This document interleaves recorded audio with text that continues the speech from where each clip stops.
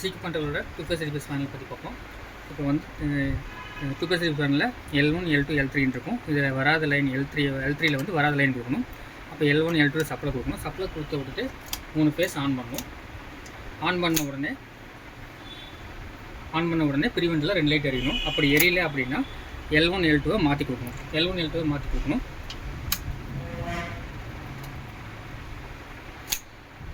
இப்போது 2 லைட் எரியுது. 2 லைட் எரிஞ்ச உடனே இப்போ போர்டு ஒர்க்கிங் கண்டிஷன் இருக்குன்னு அர்த்தம்.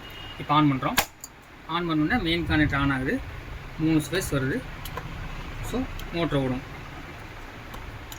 இப்படி ஓடும்போது மோட்டரை வந்து ஆம்ஸ் மீட்டர் செக் பண்ணணும். ஆம்ஸ் மீட்டரில் அதிகமாக இருக்குது அப்படின்னா மோட்டர் ரிவர்ஸ் ஓடுன்னு அர்த்தம். அப்போ வந்துட்டு மோட்டரோட ஒயரை வந்து நீங்கள் மாற்றி கொடுக்க வேண்டியது வரும்.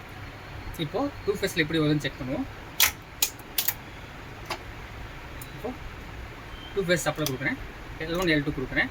இப்போ சப்ளை கொடுத்தோடனே திரும்பியும் ப்ரிவென்ட்டில் 2 லைட் எரியும். 2 லைட் ஆனால் போர்டு ஆன் பண்ணுறோம். ஆன் பண்ணும்போது மெயின் கான்டெக்டரும் ஸ்டார்டிங் கான்டெக்டரும் ஆன் ஆகும். ஆன் ஆகணுன்னே இப்போது 2 ஃபேஸ்லேயும் மோட்டர் ரெண்டாவது இருக்கும்.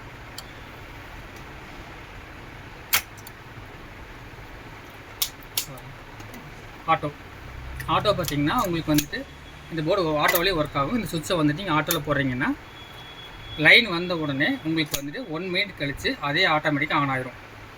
சப்ளை கட் ஆகிடுச்சுன்னா மோட்டர் ஆஃப் ஆயிரும். திரும்பி லைன் வந்தோடனே உடனே ஆன் ஆகாது. 1 மினிட் கழித்து ஆட்டோமேட்டிக்காக அதுவே போர்டு ஆன் ஆகிக்கும். அது ஆட்டோ வந்துச்சு.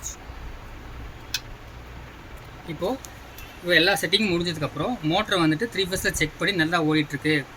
அப்போது 2 ஃபேஸில் ஓடும்போது மட்டும் உங்களுக்கு ஆம்ஸ் அதிகமாக இருக்குது, மோட்டர் வந்து ரிவர்ஸ் ஓடுதுன்னா இந்த ஒயரை வந்துட்டு கழட்டி இந்த L1 இருக்கிற இந்த ஒயரை கழட்டி இந்த L2வில் கொடுக்கணும். கொடுத்தீங்கன்னா நார்மலாக எப்பவும் போல ரன் ஆகிடும்.